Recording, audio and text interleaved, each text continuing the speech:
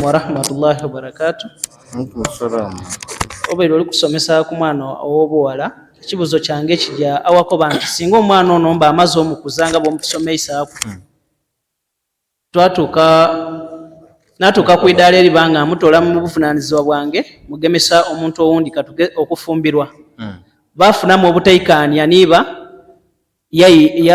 yanoba obuvunaanyizibwa buba bundiriire oba busigala kwere gye namugaba. Senga omuwala afumbirwa obuvunaanyizibwa bw'oba bukuviireku obusinga bungi bwayira eri mukwerume waatwaire muwalawo.